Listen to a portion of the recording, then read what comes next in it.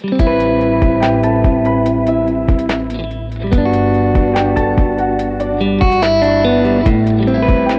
datang di Filosofi Uang sama Kenen coba. Ini coba. Aduh. Ini kita happy banget menjelang halving nih. Jadi happy banget. Happy banget ya. Happy. Oke. Kenny, kamu tahu halving nggak? Halving. Nah ini aku terus terang sering denger berita akhir-akhir ini lah, terutama katanya kok trending. Tapi aku nggak begitu ngerti sebenarnya halving itu apa ya. Ya nggak perlu ngerti. Beli aja gak usah tahu. Oke. Halving itu istilahnya itu kan. Halving berarti separuh. Disparohkan. Berarti reward yang didapatkan oleh miner berkurang separuh. Rewardnya berkurang separuh. Oke. Jadi miner ini itu dibutuhkan untuk memecahkan kode-kode supaya blockchain tetap berjalan. Anggap aja kayak gini lah, kayak ada orderan, langsung lempar ke buruhnya kerja langsung kan. Jadi buruhnya ini adalah miner. Oh, buruhnya ini yang kerja.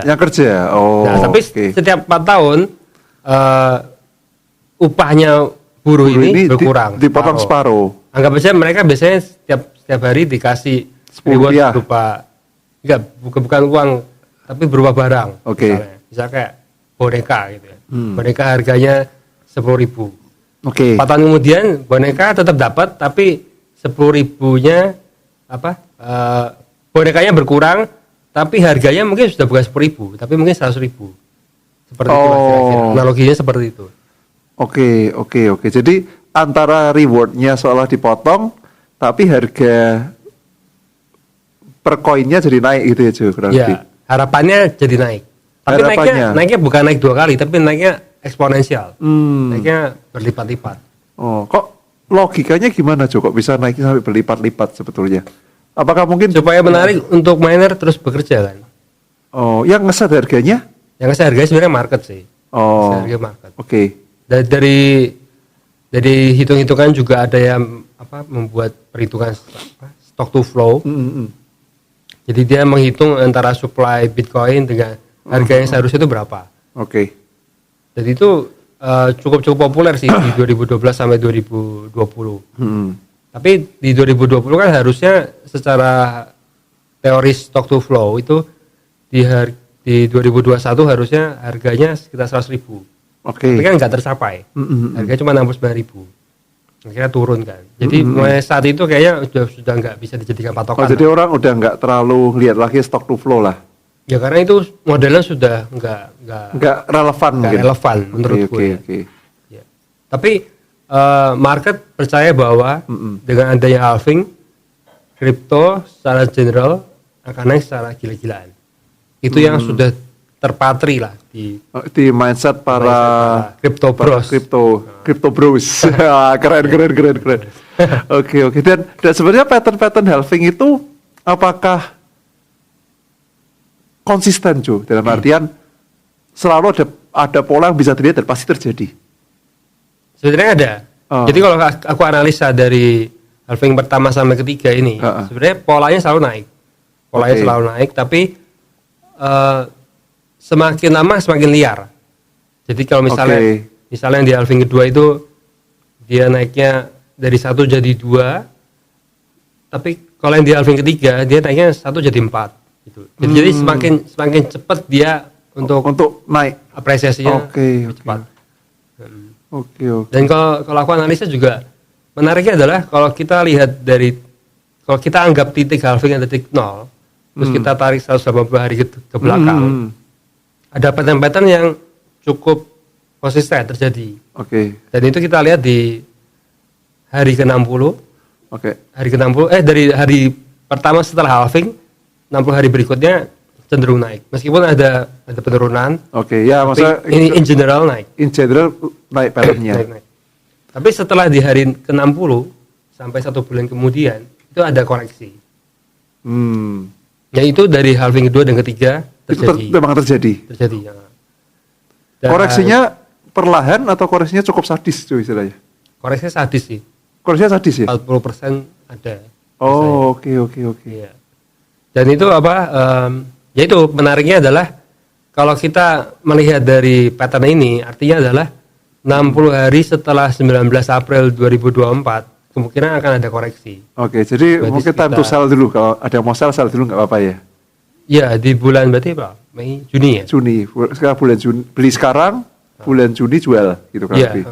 Nanti baru setelah di Agustusnya baru bottom baru turun lagi baru beli lagi. Iya, iya. Kemungkinan sih seperti itu ya, kemungkinan seperti itu. Tapi ya ini kita bicara data ya. Oke. Belum tentu benar. Lalu kalau kita lihat juga dari analisa bulan ke bulan selama 12 tahun ini, 12 tahun terakhir di Bitcoin, itu aku menemukan beberapa temuan yang menarik sih. Oke. Jadi untuk Januari sampai Maret harga cenderung naik dan kemungkinan di bulan Maret juga harga mencapai titik tertinggi dan itu kita lihat juga kan di bulan-bulan ini kan. Iya. Bitcoin mengalami apresiasi yang cukup luar biasa. Lalu ada penurunan yang cukup signifikan dari Maret sampai Juni. Jadi kalau kita tadi cocok logi dari yang tadi 60 hari setelah halving itu pas juga di Juni kan. Nah ini ternyata dari analisa bulanan Maret sampai Juni ada penurunan dan Juni ini diprediksi akan ada dia paling rendah lah returnnya. Dan dari Juni ke September harganya cenderung sideways. Oke. Lalu dari September ke Oktober dia mulai naik. Dan dari Oktober ke Desember dia naiknya cukup signifikan. Oke, berarti mungkin kalau pola itu betul terjadi, the best time to buy ya between Juli sampai September itu ya juga mungkin ya. Iya. Kalau memang pola itu terulang lagi. Ya betul. Oke. Berarti misalnya bagi ada orang yang ingin masuk sekarang nggak telat ya Joy sebetulnya Mas Ian ya, masih oke ya. Ya asal bisa bisa menahan kerugian 40%, 50% sih nggak ada masalah sih. Oke, jadi harus mindsetnya kalau mau masuk, bisa masuk nih pertama kali untuk Bitcoin, untuk halving, berarti mindsetnya harus sudah lah, pokoknya ini uang dingin aku taruhin aja, jadi tutup mata nanti 1 tahun lagi baru dilihat harganya berapa gitu aja ya? Iya. Harusnya itu mindset yang tepat lah untuk orang kripto, untuk orang yang mau terjun di kripto lah. Jadi betul-betul harus ada keinginan tutup mata ya? Keinginan tutup mata. Keinginan untuk tidak menjual ketika harga turun. Apalagi kan setelah halving biasanya juga naik. Oke. Dari historicalnya kan selalu begitu. 1 tahun setelah halving dia biasanya akan mengalami all time high. Oke, berarti kalau ini ekspektasi bisa harga berapa nih Ju berarti kamu expect-nya untuk halving ini? Aku expect bisa sampai 200.000. Sekarang di 67.000. 67, oke, bisa sampai 200.000. Yep. Berarti dalam 1 tahun kurang lebih 1 tahun ke depan. Ya, dalam 1 tahun ke depan ya. Oke, berarti itu naik kira-kira 3 kali ya? 3 kali ya. 1 rumah jadi 3 rumah. Waduh, mantap sekali. Wah, aku dengar kamu gini jadi kepikiran. Iya.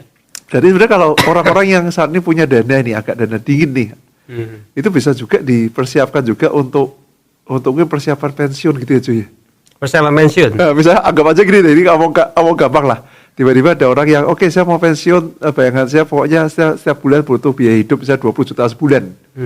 20 juta aja udah cukup, udah nyaman. 20 juta dikali 12 setahun berarti kan 240 juta ya cuy ya. Betul. Anggap aja masih hidup sekitar 30 tahun lagi misalnya. Oke. Berarti kan butuh sekitar 7,2 miliar ya. Oke. Nah, berarti kalau anggapannya bisa jadi 3 kali lipat. Jadi kalau sekarang tadi punya uang 2,5 miliar, ya udah masukin Bitcoin semua gitu ya cuy ya. Betul sekali. Nanti tahun depan jadi 7,2. Betul. Yes. Tahun depan bisa pensiun. Itu harapannya. Oke. Tapi apakah akan terjadi ya kita nggak tahu sih. Iya. Tapi menurut kamu yang realistis Joni dari pengalaman kamu bertahun-tahun di dunia kripto, menghadapi halving ini kira-kira return berapa yang hampir pasti nih, pasti terjadi? 100%. Pasti terjadi cuy ya? Pasti. Oke. Kalau nggak tercapai agak aneh sih. Agak aneh malah dia. Oke. Berarti kalau ini kebutuhannya pensiun 7,2 miliar, sekarang invest 3,6 dimasukin pasti dapat ya 7,2. Ya kita lagi-lagi ini bukan ajakan untuk berinvestasi. Iya. Dengan kepastian 100% ya enggak juga. Oke. Tapi secara historical harusnya probability cukup tinggi lah. Probabilitasnya cukup tinggi. Iya. Benar sih memang kalau kita ngomong investasi nggak ada yang namanya 100% pasti lah. Cuma adanya yang lebih probable, ya kan? Yep. gitu aja. Oke. Kalau Tapi lebih probable sebenarnya kripto lebih probable sih. Karena kan dia ada peristiwa halving kan 4 tahun. Iya. Jadi ini kan selalu berulang. Dan kalau kita analisa juga memang begitu. dari titik nol halving sampai 180 hari kemudian, ya memang naik. Polanya seperti itu. Iya. Maksudnya in the long run 180 hari kan berarti berapa? 6 bulan kan? 6 bulan betul. 6 bulan tuh memang naik. Jadi kalau kita bilang nggak bisa diprediksi ya nggak juga ya kan. Juga dari 2012 sampai terjadi 2024 loh, 12 tahun. Iya. Menarik sih memang kalau kita lihat kadang-kadang manusia ini kan punya, dulu saya pernah belajar sih Jo tentang behavioral economics gitu. Jadi di mana manusia ini sebetulnya kita itu punya kecenderungan herd behavior, kita suka bergelombol gitu Jo. Jadi ilustrasinya kayak domba lah. Okay. Begitu sekerompolan domba itu pergi ke satu arah, orang suka ikut gitu. Oh iya. Ya kan, ikut semua dombanya karena ikut. Nah, jadi makanya ini menunjukkan kenapa kadang-kadang history itu repeat itself. Makanya di pattern kayak di saham, mungkin di kripto, itu patternnya terulang kan Jo. Gitu. Iya. Jadi kalau tiba-tiba orang begitu mulai masuk semua nih, kriptonya lagi expecting halving, ya otomatis ya kan demand-nya kan lebih tinggi. Ya hanya price-nya go up juga pasti. Iya. Karena orang kayak seolah nggak kena FOMO semua kan Jo. Kena FOMO dan ini katanya retail belum masuk loh. Ini baru Big Fund aja yang masuk. Baru masuk Big Fund. Mungkin mereka menunggu halving, menunggu confirm. Ya lalu lihat situasinya seperti apa. Okay. Atau mungkin karena mereka memang nggak punya uang kan, di US kan. Iya. Suku bunganya kan lagi tinggi. Kalau nggak salah aku lihat itu datanya orang-orang tuh pada gak punya saving. Iya. Dan pemerintah kan masih agak-agak enggan untuk menurunkan suku bunga kan. Iya, betul. Tapi tadi kamu bilang tahun ini mereka mau menurunkan suku bunga. Sepertinya ada indikasi. Indikasi. Ya. Sekarang bulan April, kalau mereka akan menurunkan suku bunga 2 kali, berarti itu akan terjadi di kuartal 2 dan ketiga. Ya berarti sebenarnya cocok dengan analisa kita yang karena dari pas bulan ya, ke bulan. otomatis. Jadi ketika dia turun ini naik. Enggak. Aku prediksi selalu. Aku bayanganku adalah kalau the Fed cut rates itu pasti ada koreksi. Karena market pasti akan bergejolak, jadi kayak gimana ya? Kayak kok sekarang kamu cut? Karena ini sebenarnya bukan saat yang tepat untuk nge-cut. Oke. Dan lagi-lagi secara historical, setiap kali the Fed cut rates, biasanya ada koreksi. Oke. Dan lagi-lagi kok tepat di kuartal 2 dan ketiga. Oke, paham. Jadi secara makronya saat ini ya saat yang bagus sebenarnya untuk masuk ke kripto ya cuy ya. Masih menarik lah. Masih menarik. Apalagi kalau kita punya uang dingin, kita panjangannya misalnya untuk 1 tahun ke depan nih menghadapi halving. Ya. Kalau misalnya kamu tidak tertarik dengan kripto, kamu kalau masih wait and see ya, kamu lihat aja di kuartal 2 dan ketiga ada koreksi nggak? Kalau ada koreksi kamu tinggal masuk. Nah kalau ngomong koreksi, berarti kan kamu expecting kalau harga di up-nya sekitar 150 sampai 200 ribu lah. Kalau kita koreksi nih misal terjadi, expecting di angka berapa Jo? Dari mana? Sekarang apa? Dari sekarang. Dari sekarang aku expect koreksi sampai 48 lah. 48-50 gitu mungkin ya? 50. Oke. Berarti kalau orang mau masuk tunggu koreksi ya, tunggu angka-angka itu ya 48-50 baru mungkin coba enter ya? Iya. Tapi lagi-lagi itu susah. Kita nggak tahu ya. Siapa tahu titik itu nggak pernah kesentuh ya kecil. Betul. Ya makanya paling tepat kan semua orang bilang dollar cost averaging kan, setiap bulan beli. Jadi kalau misalnya kamu tertarik tapi masih ragu ya, setiap bulan kamu beli aja dari April, Mei, Juni, Juli, Agustus, 5 bulan ini, kamu bagi rata aja, selesai. Atau tadi kamu bilang, kita belinya awal kecil, nanti di akhir-akhir baru besar.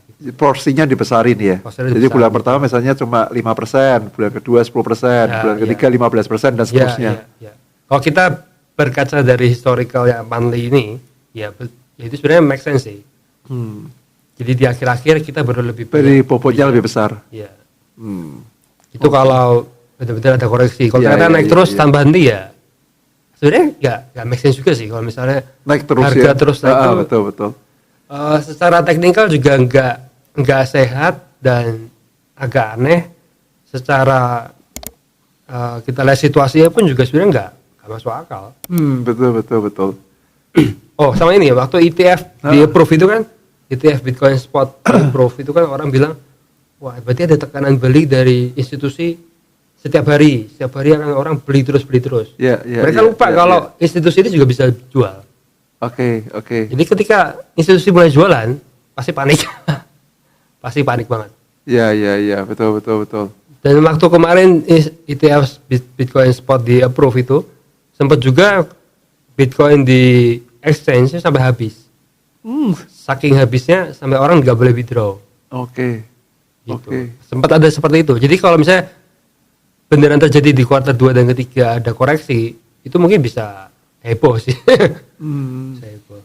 Jadi itu akan amplify semuanya. Jadi tapi justru heboh itu malah bagus kan, Jo. Maksudnya dalam artian ya udah koreksi biarin aja. Justru masuk lagi. Koreksi justru malah bagus. Kita semua menunggu-nunggu. Menunggu koreksi yang besar kan. Koreksi besar.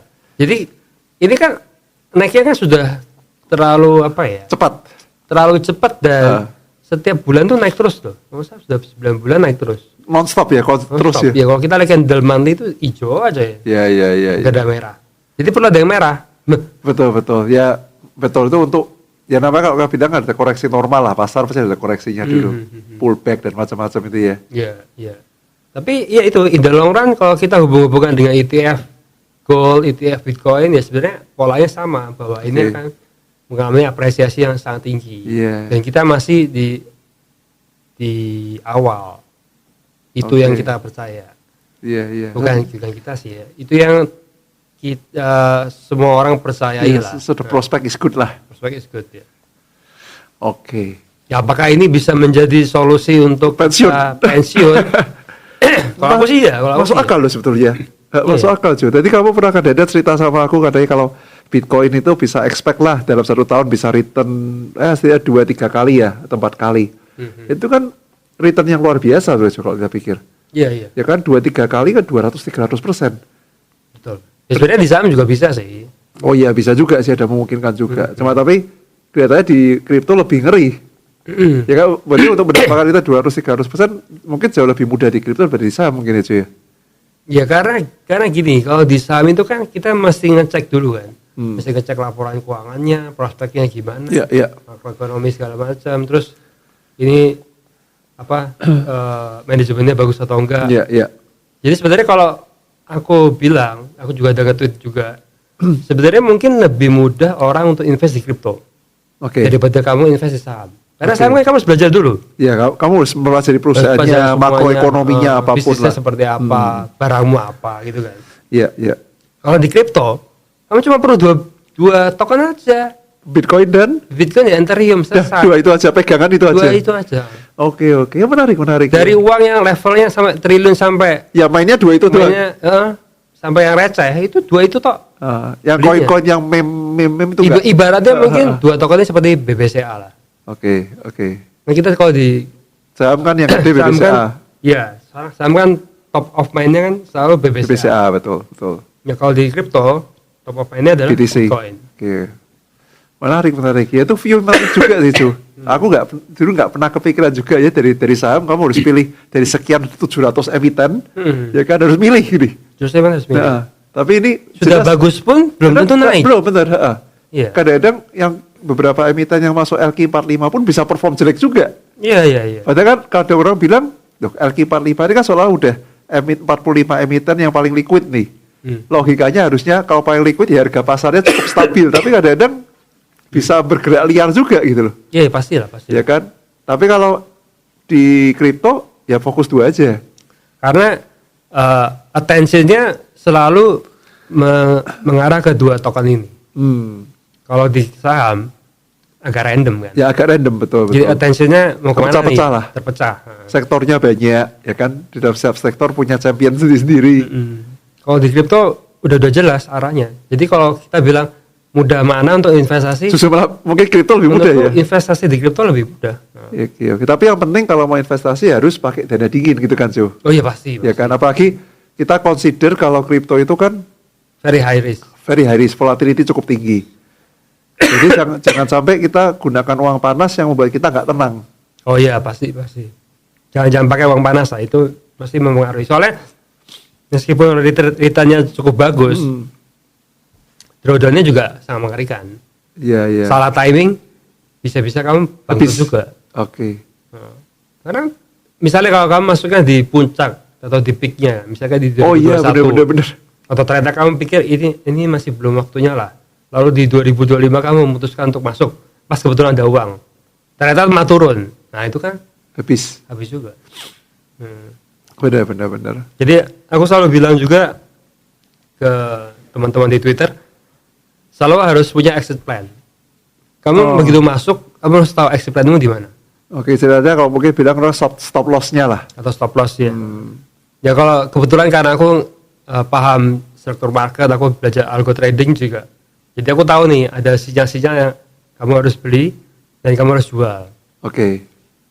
Jadi itu lebih memudahkan, tapi biasanya juga aku share ke grup sih, Teman-teman lah. ke teman-teman lah. Kalau misalnya struktur price-nya sudah break ke bawah ya, kamu harus keluar. Ya meskipun nanti setelah break dia naik lagi ya, kita tinggal masuk lagi di atas. Jangan. Kalau aku sih selalu lihat dari probability ya. Kan sudah aku backtest dari bertahun-tahun ke belakang, 12 tahun ke belakang. Kalau misalnya win rate-nya 78%, ya udah aku percaya aja. Kalaupun salah kan aku tinggal beli lebih mahal. Aku sebenarnya tidak perlu merasa bahwa aku sudah jual di harga 60 kok belinya kok buyback-nya kok di 70. Berarti kan rugi kan? Iya. Itu sebenarnya salah sih. Paham. Karena kan istilahnya kalau kamu mungkin melepaskan opportunity cost ya. Iya. Tapi yang paling penting adalah kamu harus bisa keluar. Ya, itu penting juga ya. Jadi jangan cuma kita bilang entry aja tapi nggak tahu exitnya. Ya nggak tahu exitnya malah kacau. Kecuali kamu sudah pengalaman banyak, sudah beli Bitcoin dari yang zaman 10 dulu tahun. itu nggak relevan. Iya, benar. 10 tahun yang lalu harga 3.000, sekarang 60. Aku pernah lihat nggak salah di Instagram itu Jo. Kalau nggak salah ada orang yang di interview dulu waktu zaman kapan dia katanya nuker Bitcoinnya berapa untuk burger aja atau beli apa. Iya. Bener itu beneran dia. Banget ya. Awal banget itu. Itu coba kalau nggak salah dia punya 10 Bitcoin atau gimana tukerin burger atau gimana. Iya. Aku pernah dengar cerita ada orang Semarang punya 5 Bitcoin. Dia pegang dari awal-awal banget. Dijual tapi udah beli. Masih dijual, masih ada, masih utuh. Wow. Iya. Ya itu udah diamond hand itu. Iya. Iya. Udah, dari pertama kali awal mula berapa cuy harga Bitcoin dulu awal-awal banget? $1 kurang kali. $1 berarti 10 ribuan gitu ya. 10 ribu rupiah sekarang jadi udah di level 1M. 1M. Ngeri. Iya. Ya sih emang kripto ini menarik sih. Maksudnya dalam artian salah satu instrumen yang cukup volatile tapi orang-orang merasa volatile tapi gak seolah-olah bisa dipegang juga gitu seolah-olah. Iya. Ya kan? Itu sudah menjadi global asset class. Dan kalau nggak salah CFA institution juga udah mulai masuk materinya ya di situ ya. Bahwa kamu menyisihkan 5% portomu masuk kripto. That's okay. Itu kamu sudah ngebit semua indeks. Iya. Make sense sih. Apalagi kalau kamu bilang katanya in a year kita bisa expect Bitcoin at least 2 atau 3 kali kan. 200-300%. Itu baru Bitcoin loh. Iya, kita belum bilang yang Solana, Ethereum, dan lain-lain. Kalau misalnya kamu diversify lagi ya. Nah, itu kalau Bitcoin aja 2 kali, berarti yang bawahnya bisa 4 kali, bisa 5 kali, bisa 10 kali. Benar. Apalagi yang meme coin lebih gila lagi ya.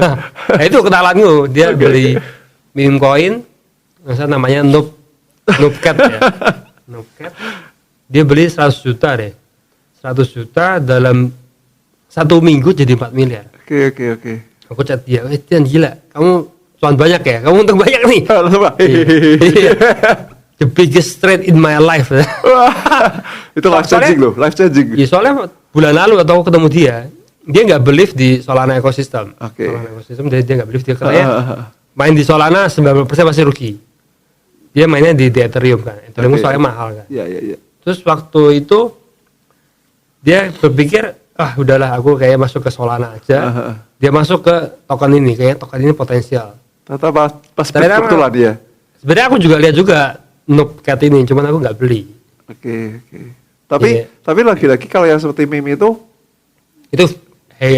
gamble banget sih. Gamble lah. Kita bilang gamble lah. Kalau misalnya betul-betul masuk kripto ya, kalau mau yang agak safe ya carinya selalu BTC atau Ethereum. Yes. Dua itu aja ya. Dua itu aja. Kalau yang lain tuh betul-betul ya udah, berarti ini kita coba gamble lah.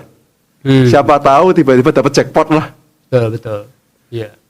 Lalu di sekarang di DeFi segala macam tuh banyak proyek-proyek kripto yang menawarkan bunga sampai sangat tinggi sih. Ini barusan aku lihat ada yang menawarkan 1 tahun tuh bisa generate 60%. Oke. Itu hype banget itu. Dulu pernah ada nih yang kayak gini, tapi waktu itu masih 19%. Oke. Itu namanya Luna lah ya, Luna. Itu aja sudah luar biasa. Ini 60% gila. Iya. Jadi Ngeri. di market itu lihatnya kayak, aduh ini bener kan? Ini kayaknya kok agak aneh nih. Karena dari caranya dia generate uang ini, aku tahu. Jadi dia tuh kayak gimana ya? Kayak basis trading lah atau carry trade ya. Jadi dia beli spot Bitcoin, dia juga short di futures. Jadi dia dapat bunganya. Oke. Jadi ini semacam kayak delta neutral strategi lah. Oke. Jadi dengan kamu ngambil posisi long dan short, kamu tidak ada kerugian. Kamu tinggal ambil bunga aja. Betul. Karena udah kayak di offset satu sama lain ya. Iya, di offset. Nah, sebenarnya make sense. Cuman problemnya, karena aku pernah main ini juga ya. Problemnya adalah kalau ketika kamu mainnya billion, belum tentu kamu bisa keluar. Oh, oke, paham. Begitu kamu salah keluar, itu udah rugi loh. Tahu. Oke, ya. Soalnya dulu aku pernah kayak gitu, aku sell langsung ke market, wah itu rugi. Iya. Tadinya secara floating tuh untung, tapi ketika direalisasikan karena order book yang nggak ada atau kurang, jadi rugi. Paham. Jadi nggak sesimpel itu juga ya. Nggak sesimpel itu. Iya. Tapi ya mungkin mereka lebih jago, aku nggak tahu juga. Ya, menarik. Oke, halving ya. Yes. Jadi ini something yang mungkin aku perlu juga maksudnya gini ya dengan adanya ETF Bitcoin, di mana BlackRock salah satu hedge fund terbesar di dunia itu mulai open, dia tadinya kan juga bilang ini scam kan. Dia bilang Bitcoin scam atau ini buat money laundering, atau dia bilang oke lah ini kayaknya teknologi nih. Jadi itu sama seperti aku dulu. Waktu dulu kan aku dengar Bitcoin kan apa sih Bitcoin? Apa sih? Orang kepikir memang betul. Waktu zaman dulu orang belum bilang Bitcoin kan. Itu apa? Karena dia tuh bilang Bitcoin itu mata uang. Oke. Begitu dia pelajari teknologinya bahwa uang itu bisa berpindah secara cepat, itu dia pasti sudah wah ini sesuatu, ini pasti suatu teknologi. Tapi juga ada aku bingung juga nih. Orang ngomong soal kripto dan macam-macam itu sebetulnya kalau di Indonesia perpajakannya seperti apa ya, Jo? Oh, kalau di Indonesia misalnya kita beli nih dapat cuan dari kripto gitu. Itu penghitungan pajaknya seperti apa ya? Apa kita sama seperti saham, pajak final. Jadi ketika kamu masuk misalnya ke Indodax atau ke Pintu, tapi harus dari exchange Indonesia. Oke. Kalau kita pakai exchange luar misalnya. Pakai exchange luar agak tricky. Kamu harus bayar PPh progresif atau apa gitu. Oh gitu. Jadi kalau mau dapat seperti saham itu sekarang dari exchange dalam negeri udah bisa ya, Jo ya? Oke. Sebenarnya bisa semua, tapi paling enak ya kamu main di exchange lokal. Udah selesai. Oke. Gak usah aneh-aneh. Udah cerita terima bersih lah. Mereka yang hold. Seperti kayak kita main di sekuritas. Persis. Jual beli sudah ada pajaknya kan. Oke. Jadi pokoknya kalau kamu setor 200 ternyata jadi 2M, ya udah itu selama kamu mainnya di exchange Indonesia itu sudah bersih, nggak ada apa-apa. Oke. Nggak perlu kamu takut-takut atau apa. Udah clear lah. Secara teks sudah clear semua. Oke, menarik. Jadi jangan lupa untuk investasi di kripto. Kelihatannya habis ini saya mulai pelajari nih, Jo. Dengan serius ini. Iya, harus untuk mempersiapkan pensiun dini. Iya. Loh, soalnya kalau misalnya ya kita, misalnya aku ya, tidak ada kripto, itu aku sudah susah sih. Struggle untuk cari uang lebih cari uang lebih banyak itu agak tricky. Meskipun aku ngerti saham dan forex ya. Karena kripto kan agak lebih mudah. Kamu beli, hold, sudah naik. Oke. Gitu. Kalau saham kan kita mesti analisa dulu bisnis segala macam. Agak rumit sih. Menarik. Oke, kita sudahi dulu Obrolannya hari ini ya. Obrolan hari ini tentang halving. Jangan lupa beli kripto. Oke. Teman-teman, kita ketemu lagi lain kali ya Joy ya. Yes. Oke, bye-bye. Bye bye.